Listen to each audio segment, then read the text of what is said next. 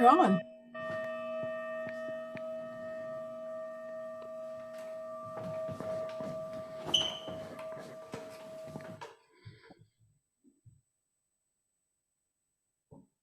Welcome all and sundry, especially the virtual people that are joining us today.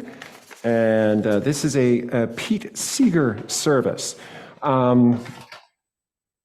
Some of you may not know who Pete Seeger is, so I'll talk about who he is in a little bit. But one of the most important things about Pete Seeger is that you have to sing. And so we've got the mic up in front to mic the people who are here, and I'm hoping that they're going to sing really loudly. And I want you, wherever you are virtually, to be singing out loud, not be afraid. And if you have an instrument, break it out. I'll tell you which key we're playing in, okay? And none of the songs are complicated. They're usually 3 chords. Sometimes there's a minor thrown in, but not that often.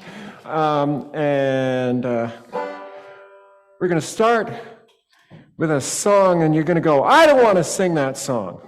You're going to say, that's some sort of song that I don't want to sing.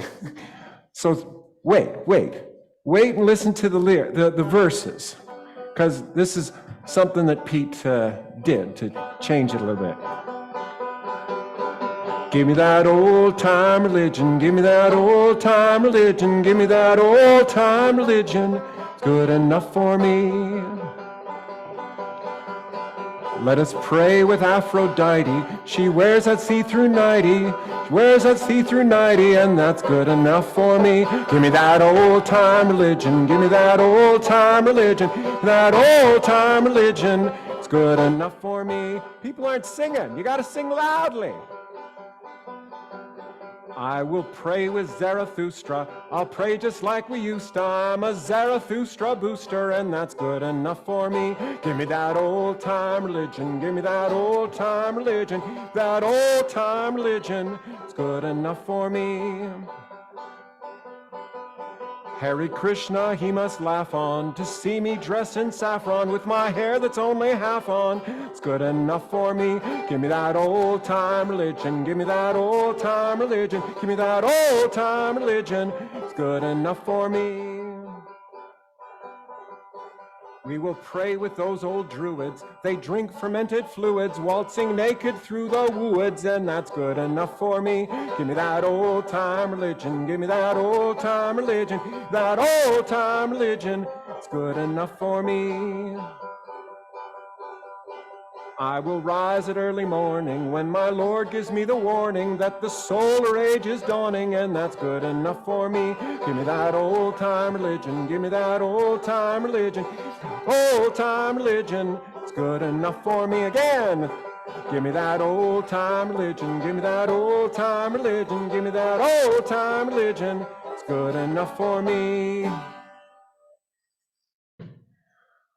So welcome to Westwood. We're in Edmonton here, and Westwood is a welcoming space where we strive to embrace who and what we are, regardless of belief or how ourselves we currently conceive. Westwood is a challenging place where we individually and collectively trace a path that struggles to find truth. Westwood welcomes our elders, middles, muddles, and youths, and a rainbow of peoples and beliefs. Theists, non-theists, atheists, paganists, agnostics, gnostics, cynics, and eccentrics. Westwood welcomes people regardless of race, color, class, creed, or breed, gender, ethnicity, unicity, or elasticity. Westwood welcomes how you conceive your growing identity on the continuum of discovery. Whichever pronouns you choose to use today or tomorrow, or the direction of your affections, or the color, your color in the rainbow. And the land acknowledgement. We are standing, maybe you're not, some of the people are Treaty 7, I believe, but we are standing on Treaty 6 territory.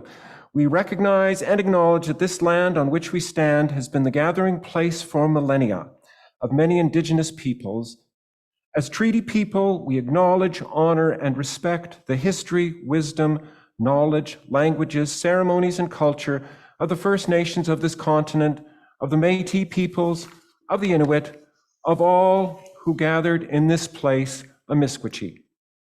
We learn from the first peoples of our connection to the land, of our responsibility to protect and respect Mother Earth. We honor and respect and mourn the ancestors and children buried here, the missing and murdered Indigenous women and men. We acknowledge our need for collective healing. We remember that we are all treaty people and that we are all responsible for each other. Oh no, I want this one still. Okay.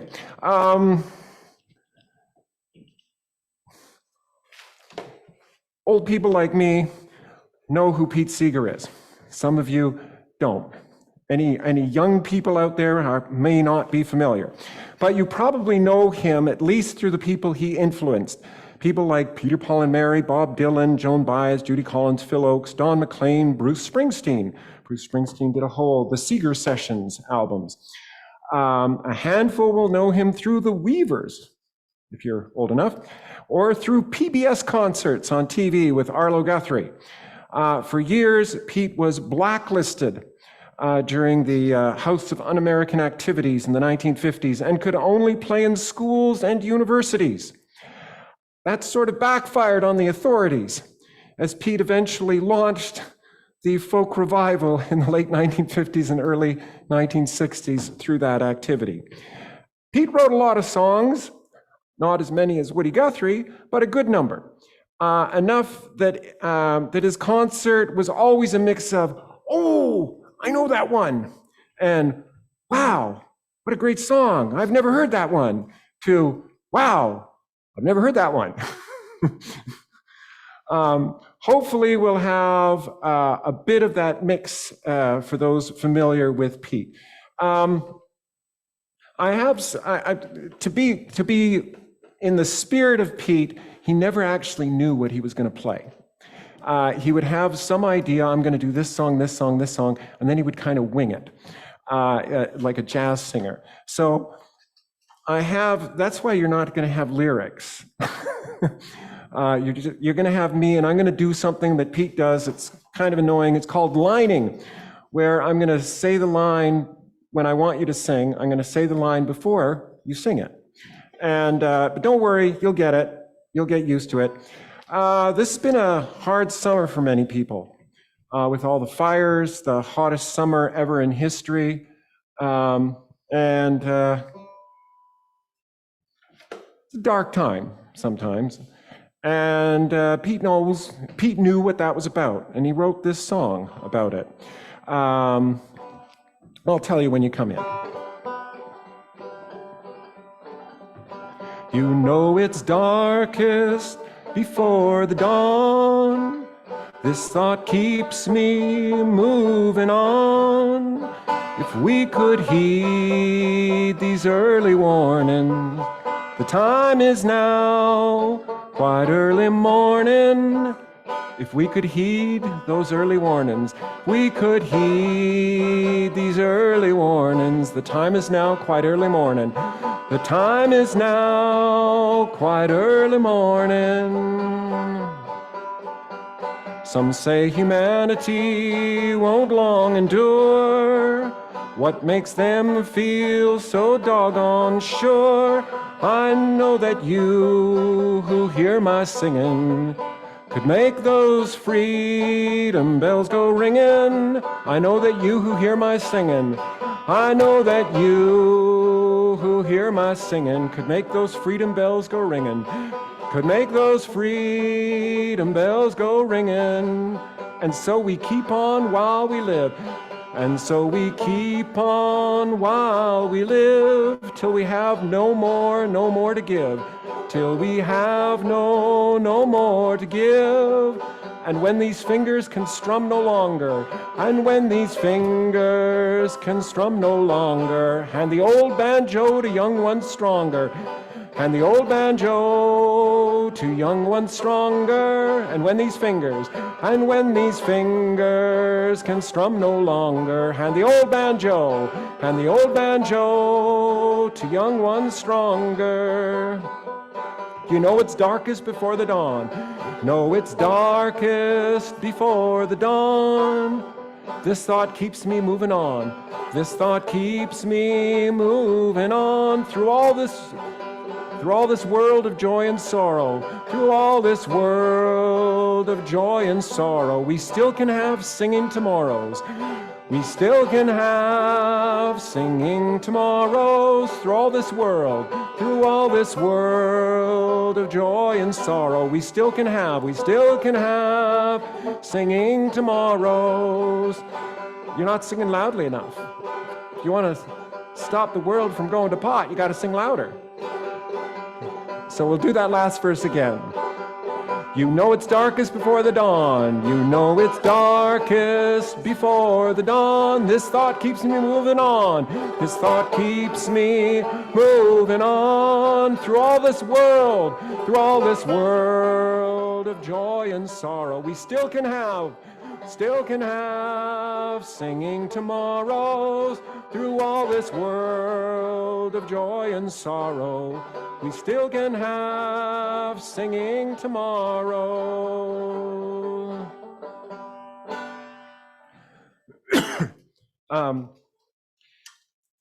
On Pete's banjo, he had words. I have to get some words written on mine.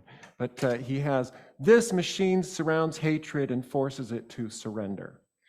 And when Pete, he was part of a group called the Weavers, and they were quite successful, actually. They had some big hits, but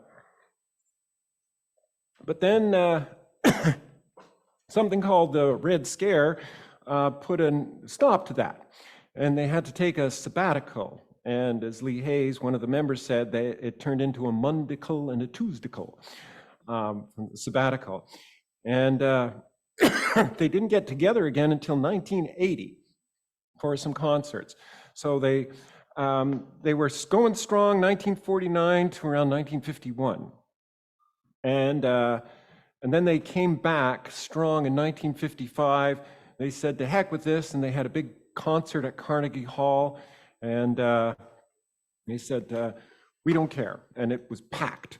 And it was a milestone concert kind of thing. But then when Pete was blacklisted himself, he was brought in front of the House of Un-American Activities. And most people at that time took the Fifth Amendment, which is, I am not going to answer that question on the grounds that it may incriminate me. And Pete did something kind of dumb, but it shows the integrity of the man. He decided he was going to do the First Amendment and said, I can believe whatever the hell I want. And he was found in contempt of Congress and was supposed to go to prison. But it kept on getting delayed and delayed until finally it was ignored. I don't think they ever did erase the charge, but you know, when he was in his 80s and stuff, they were giving him honors and medals. So it goes to show, if you wait long enough, they'll give you an honor, even if they thought you were a pain. But when Pete couldn't sing anywhere except in schools and at universities, he really missed those harmonies of the Weavers. So he decided he was going to turn everybody into his personal choir. And that's where the sing-along part came. And so it's really expected that you're going to sing. And we're going to sing one of those songs right now that actually got Pete in some trouble. But you're probably quite familiar with it. The Weavers recorded it, and as Pete would say, it became a collectible. Only collectors ever bought it. But then a number of years later, Peter, Paul, and Mary took the song, and it became a hit. But they changed it a little bit, but then we're going to sing it the Pete way. But if you want to sing it the Peter, Paul, and Mary way, according to Pete, they harmonize, so it doesn't matter.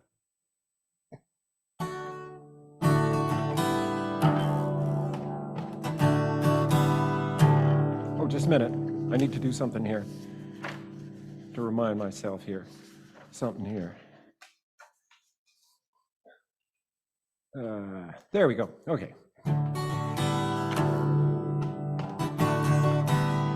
If I had a hammer, I'd hammer in the morning, hammer in the evening, hammer in the evening, all over this land. Hammer out danger, I'd hammer out hammer out a warning, I'd hammer out a warning, hammer out love, I'd hammer out love between my brothers and my sisters, all over this land. If I had a bell,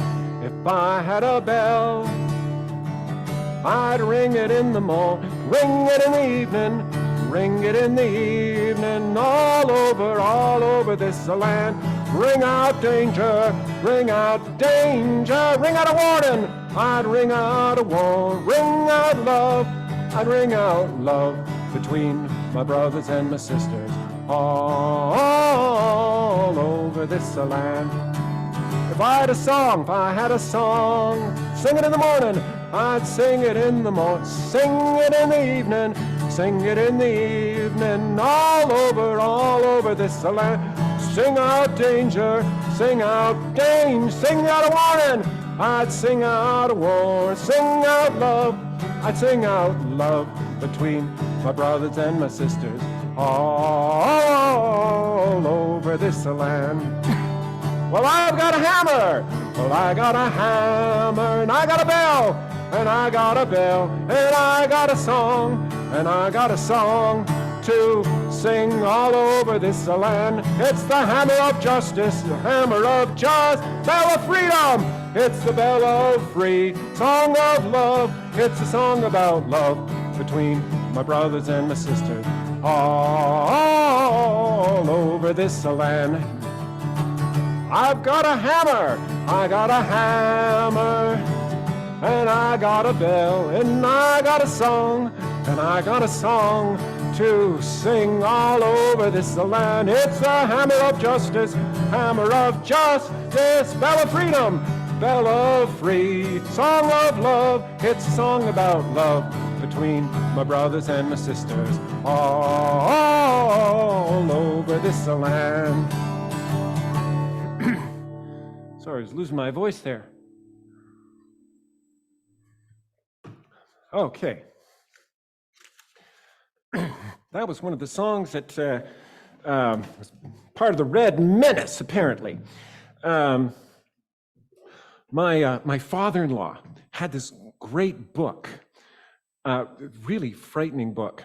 It was about all the conspiracies of music.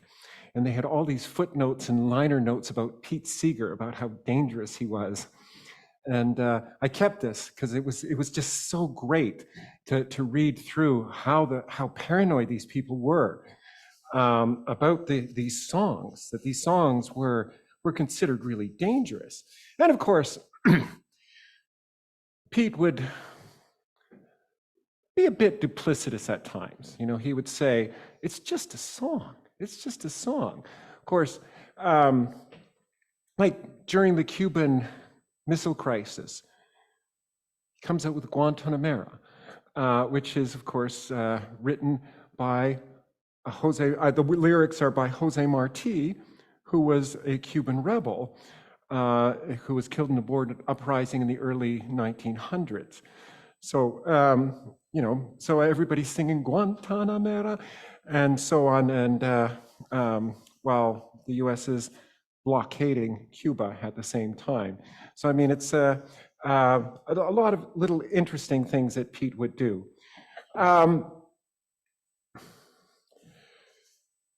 Pete, his father, not many people know that his father was actually a very important composer, Charles Seeger, and his mother was a concert violinist.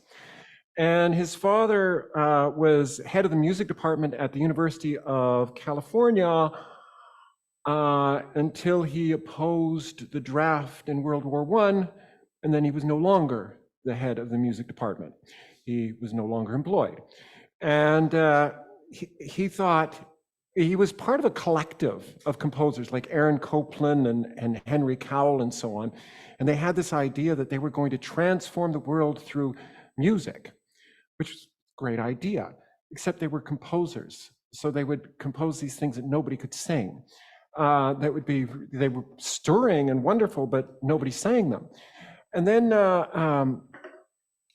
Charles Guthrie decided to take his 3 kids and his wife, and they were going to bring music to the people.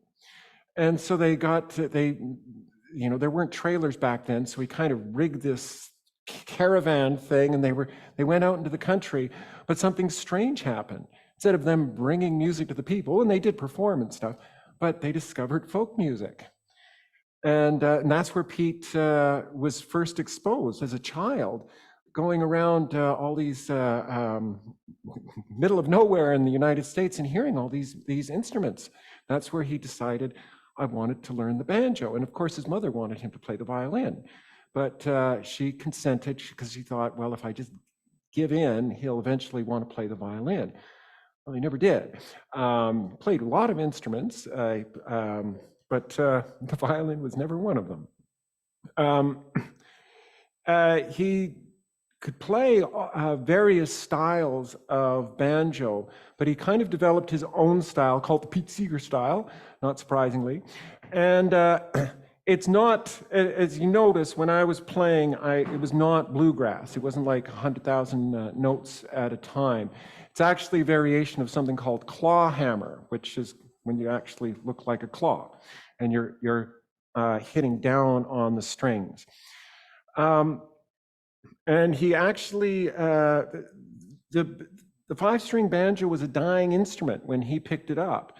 And again, he revived it. He wrote a little book called How to Play the 5-String Banjo, self-published it, and he went through like thousands of printings, and you can still buy it. And he went through the different styles of banjo and stuff, and covers them all. And eventually, in his later years, he actually recorded videos of himself playing these different styles so that people could learn more easily, because it's kind of hard to learn banjo from a book. It is. And then you try and listen, and you try and figure out what's going on.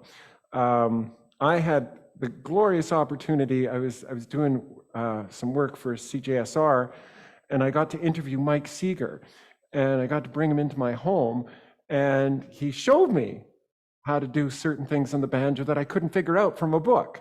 And it was kind of like, oh, wow, that makes so much sense. When you see somebody do it, it's just like, oh, okay, that's how it works. It makes a lot of sense. Let's sing a song. We need to sing a song. Why don't we do one from the Weavers?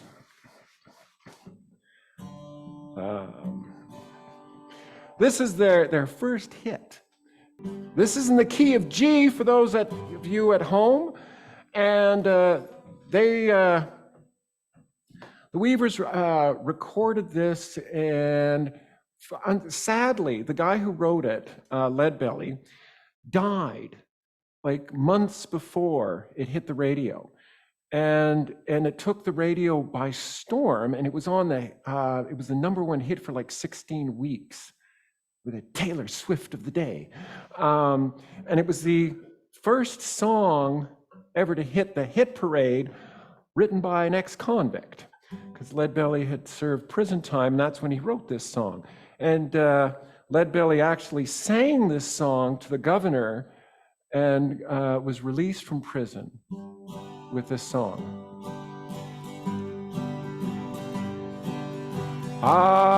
Irene, good night. Irene, good night. Good night, Irene. Good night, Irene. I'll see you in my dreams. That's the cleaned up version. Leadbelly sang I'll get you in my dreams because he was in prison. Sometimes I live in the country. Sometimes I live in town. Sometimes I take the great notion to jump into the river and drown. Irene, good night. Irene, good night. Irene, good night. Irene, good night. Good night, Irene. Good night, Irene. Good night, Irene. I'll see you in my dream. Stop your rambling. Stop your gambling. Stop staying out late at night. Go home to your wife and family. Stay there by your fireside bright. Irene, good night. Irene, good night. Irene, good night. Good night. Good night, Irene. Good night, Irene.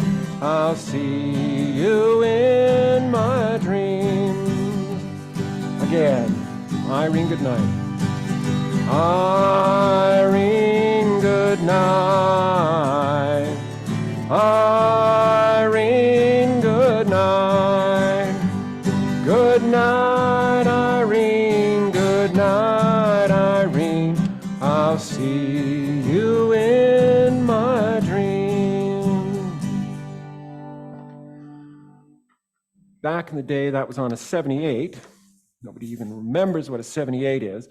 But on the flip side of that was another song called Zena. Zena, Zena, Zena, Zena, ha, baranarena. And it was a song in Hebrew. And then that became the #1 hit because some radio people flipped it over and went, wow, it's a great song. And then their career took off. And they were being asked to play in all these venues.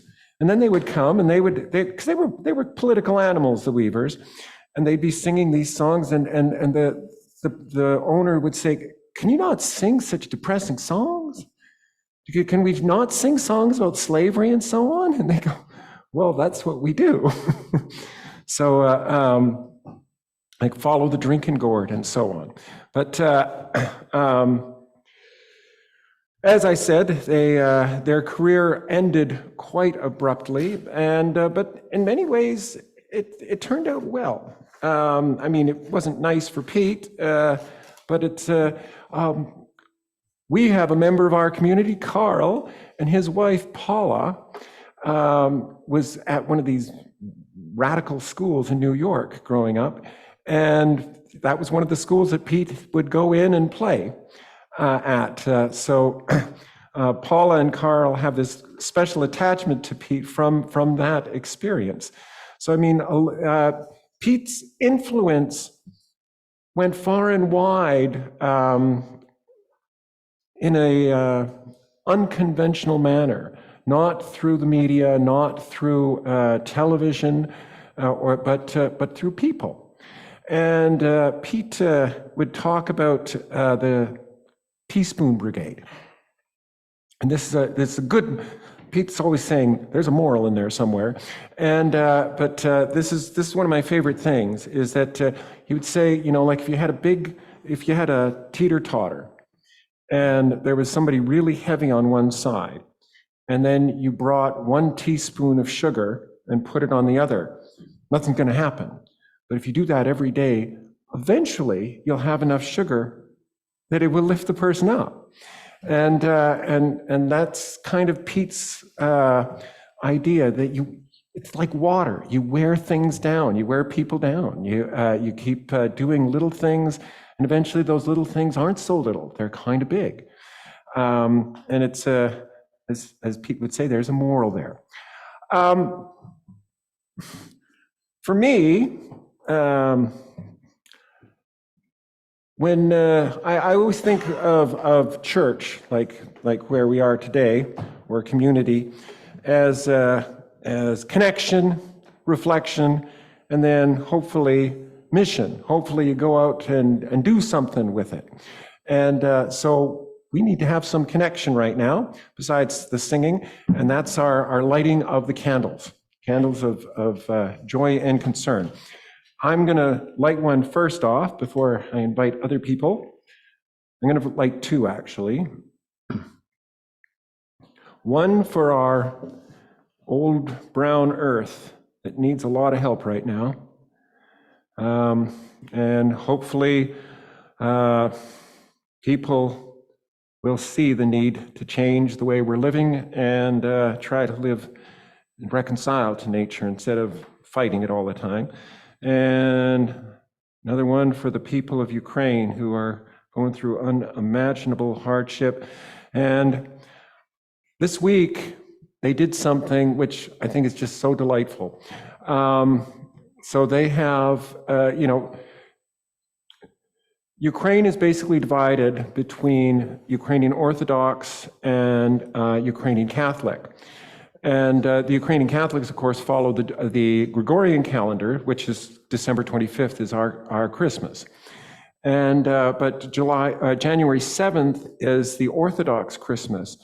And because the Orthodox Church has been affiliated with Russia, they've officially made Christmas Day December 25th. They're following the Gregorian calendar. And it's just those little things. That's the teaspoon brigade right there. They're changing things. Okay, anybody?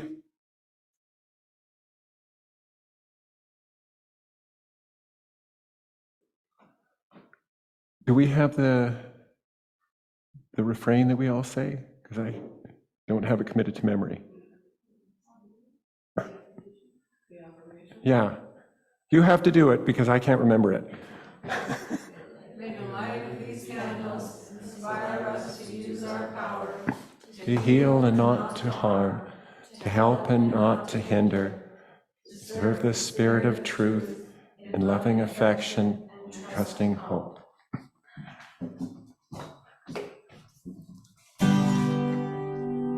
This is another song I wasn't going to do, because Edda. I'm going to lay down my sword and shield down by the riverside, down by the riverside, down by the riverside. I'm going to lay down my sword and shield down by the riverside and study war no more. Ain't gonna study.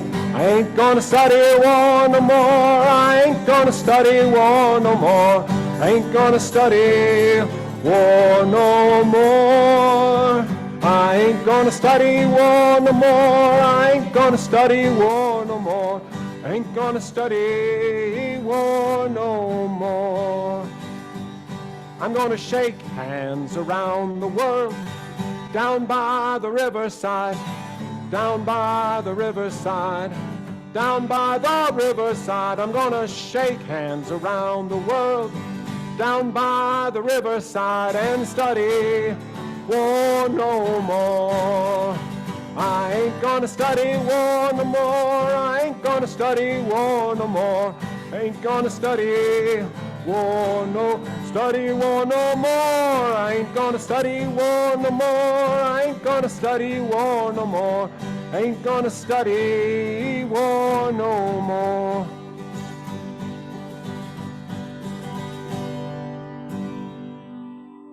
We could sing that on for a long, long time.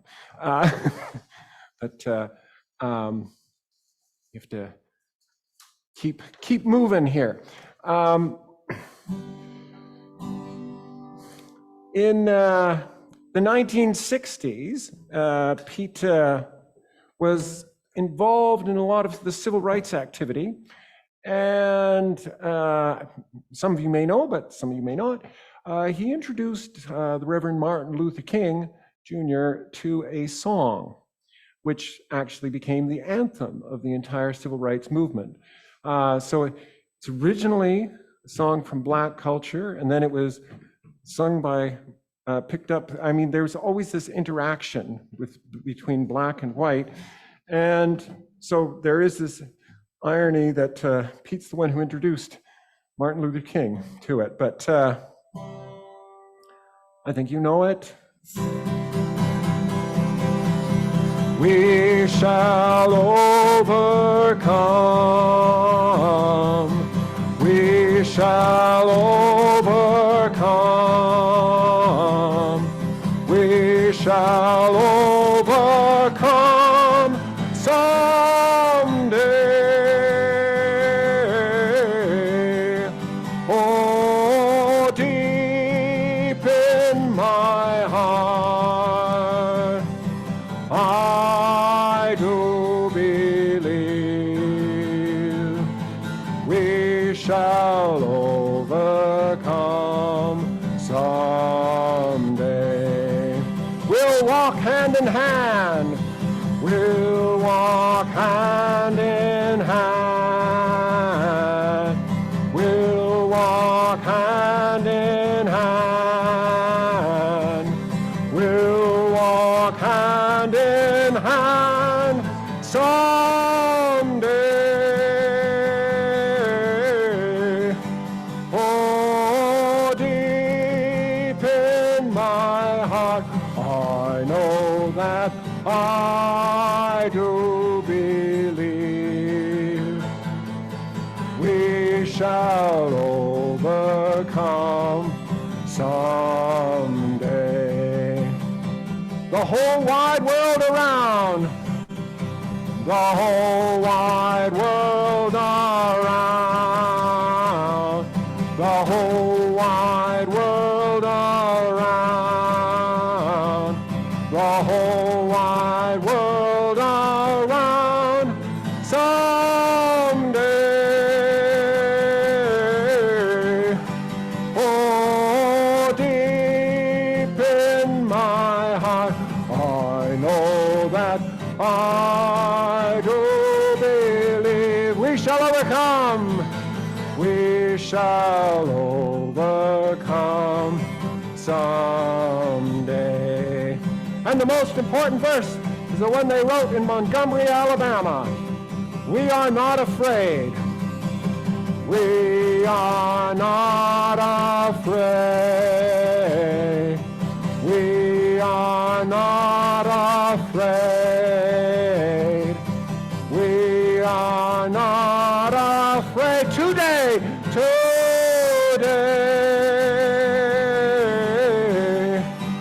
Oh, deep in my heart, I do believe we shall overcome someday. We shall overcome. We shall overcome. We shall overcome. We shall overcome someday. Oh, deep in my heart, I do believe we shall overcome someday.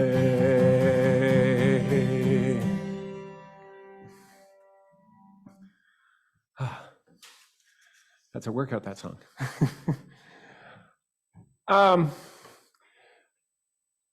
In the late 60s, Pete got involved in the environmental movement. And it actually, he has to thank a bishop, Catholic bishop, who Pete was going to play for a high school near where he lived, in Beaconsville, near New York City. And he was going to sing at the high school, and the bishop got the Knights of Columbus all activated and agitated, and they were trying to get him banned from the school. And it was actually one of the wealthy, more influential people in the town who supported Pete and said, hey, it doesn't matter what you think of him, he has a right to say what he does. But Pete said, he learned from that. He'd been using his home as a hotel, he said, and he wasn't really involved in the local community. So he said, of course they didn't know who I was or care. And so that changed him. He said, I gotta learn to act locally. And he started a crazy project. They were going, once upon a time, sailing up and down the Hudson River with these giant sloops. So he decided, hey, we could build this giant sloop, sail up and down the river, and we can educate people, we can play music, raise money, and clean up the river. And people said, you're crazy, Pete, you're crazy. And people who really supported Pete said, oh, this is not going to go well. And Pete had to bite his tongue. He had to go to fundraise. He had to go to things where somebody said, well, I prefer to do my yachting in the Caribbean. Why would you want to go on the Hudson River? And Pete just had to bite his tongue because this was an important project for him. They almost went bankrupt, but they did start the Clearwater sloop, and they sailed up and down the river. It's still going strong. There's every summer, and a number of interesting people have worked on the crew over the years, like Don McLean, for example. And you can swim in the Hudson now in many parts of the river because of what they did. And GE, they'd been burying, what's the things from the fluorescent lights? They'd been burying them in the river. And then, so they were raising awareness of this and trying to get them to clean it up. And then, of course, they said, oh no, if we clean it up, we'll agitate it and that'll create more of a problem. And so they sued them and so on with the money that they had been raising. So they've been doing things on cleaning up the river. And so we're going to sing a song that Pete wrote. He had been traveling and he came back and he saw a contest for a song. So he wrote this song. He didn't win the contest, but he said, I got a good song out of it. One blue sky above us. Oh, it's in the key of G if you're playing at home. One blue sky above us, one ocean lapping all our shore, one ocean lapping all our shore, one earth so green and round, one earth so green and round. Who could ask for more? And because I love you, and because I love you, I'll give it one more try. I'll give it one more try to show my rainbow race, to show my rainbow race. It's too soon to die, it's too soon to die. Go tell all the little children, go tell all the mothers and fathers too. Now's our last chance to learn to share what's been given to me and you. One blue sky above us, one ocean lapping all our shore, one earth so green and round, one earth so green. Who could ask for more? Who could ask? And because I love you, and because I'll give it one more try. I'll give it one more try to show my rainbow race, to show my rainbow race. It's too soon to die, it's too soon to die. Some folk want to be like an ostrich, bury their head in the sand. Some hope that plastic dreams can unclench all those greedy hands. Some want to take the easy way, poison bombs, they think we need them. Don't you know you can't kill all the unbelievers? There's no shortcut to freedom. One blue sky above us, one ocean lapping all our shore, one earth so green and round, one earth so green. And who could ask for more? Who could ask? And because I love you, and because I'll give it one more try. I'll give it one more try to show my rainbow race, to show my rainbow race. It's too soon sky, one blue sky, one blue sky above us, one ocean lapping all our shore, one earth so green and round, one earth so green, and who could ask for more? Who could ask for more? And because I love you, I'll give it one more try to show my rainbow race, to show my rainbow race. It's too soon to die.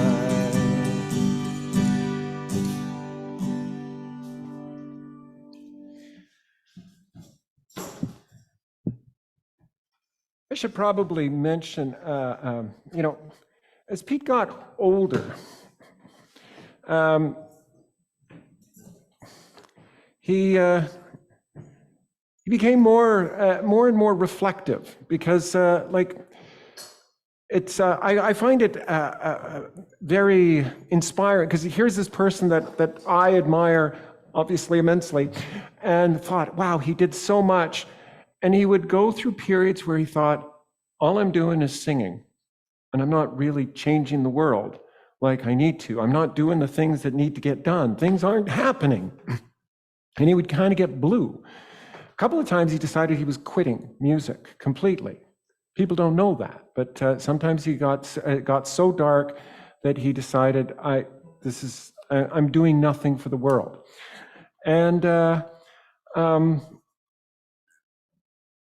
And I think it's a great lesson for us, that there are times when we think we're not doing anything, and that we should just, little things make a huge difference.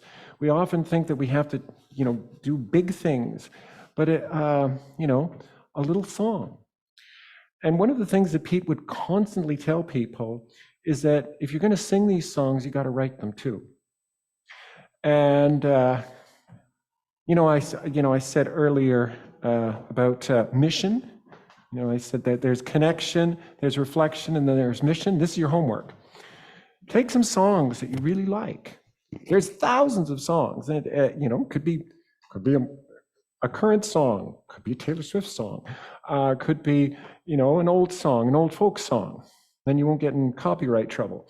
And write some lyrics. Try to write a verse, just one verse. You can, on the internet, you can get rhyming. There's a rhyming dictionary on the internet that you can try, and just write one verse and share it, and have the guts to share it. And then maybe you'll want to write more.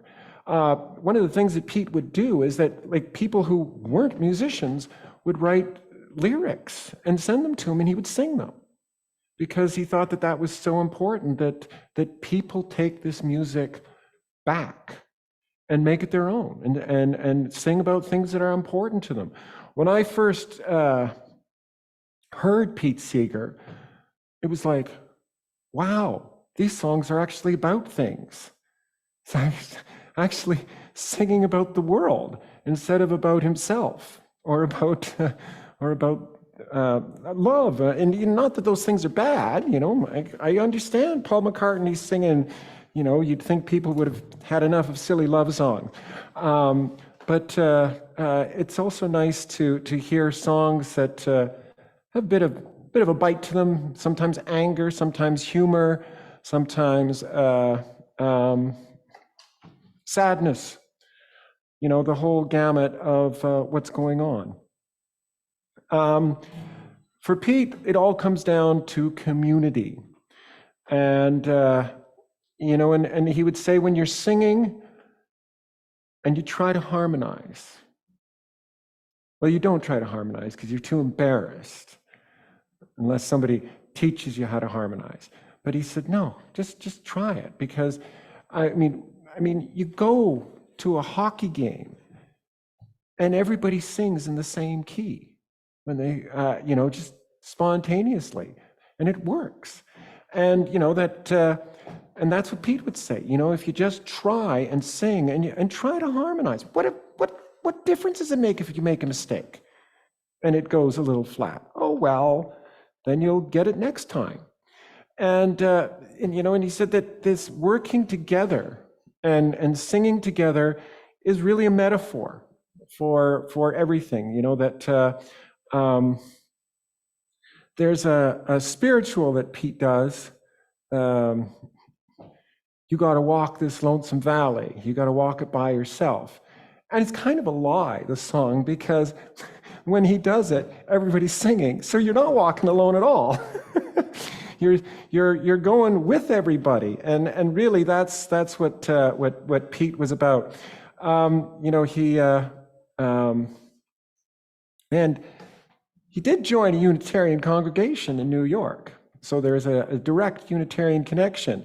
His wife was a little suspicious of Pete, though. He said, "You just did it so that you could control a choir." And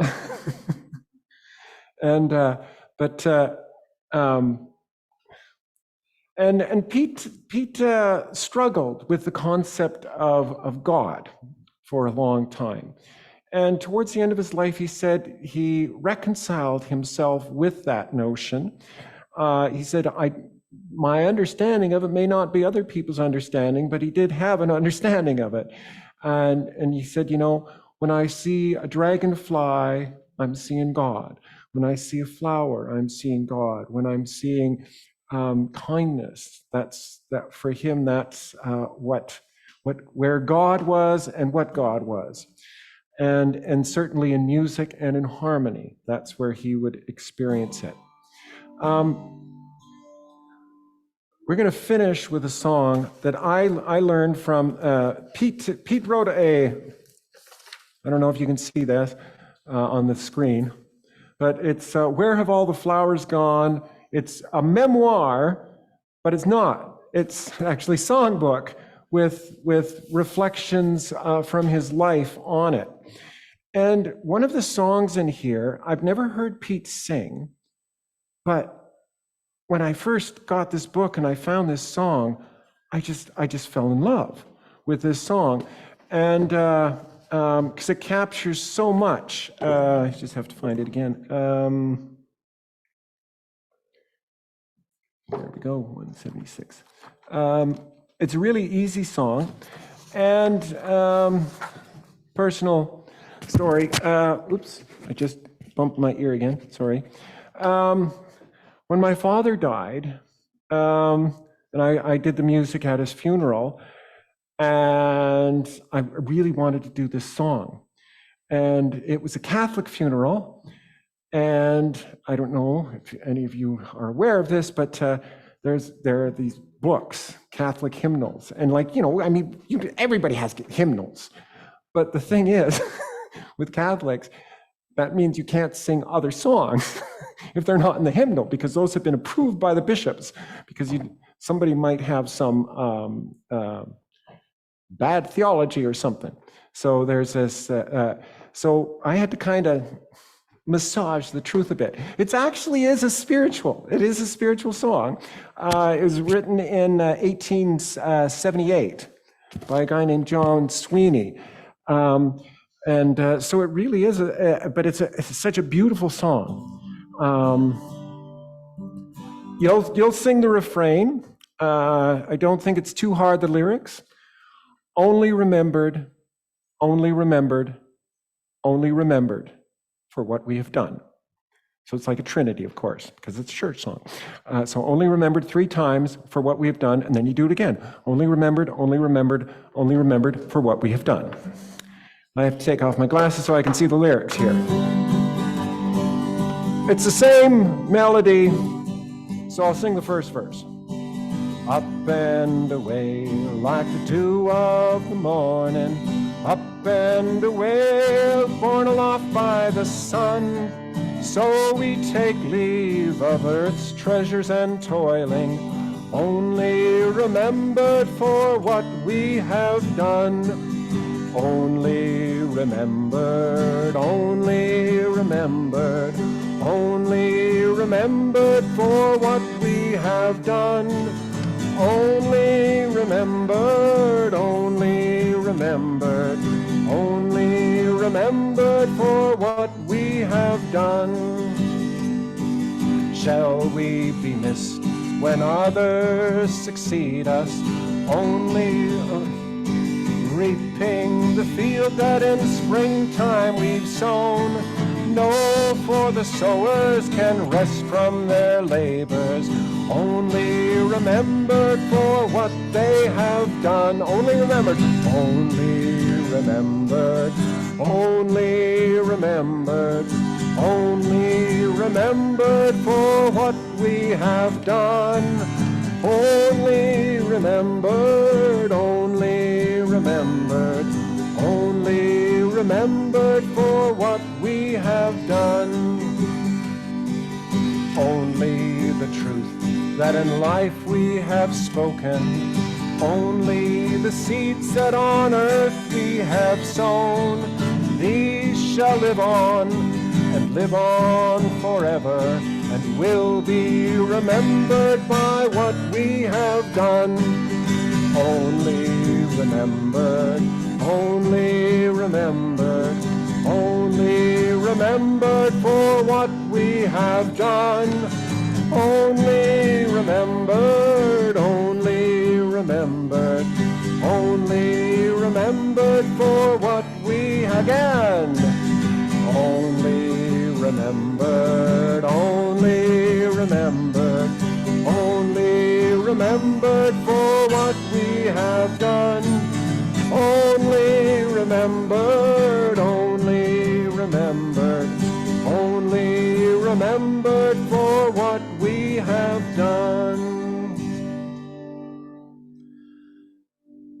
So I hope this summer, our summer serendipity today has given you some reflection, time to connect, and hopefully inspire you in some way so that you go out in the world and make it a better place. So thank you for joining us all on the internet, and thank for everybody here. Thanks.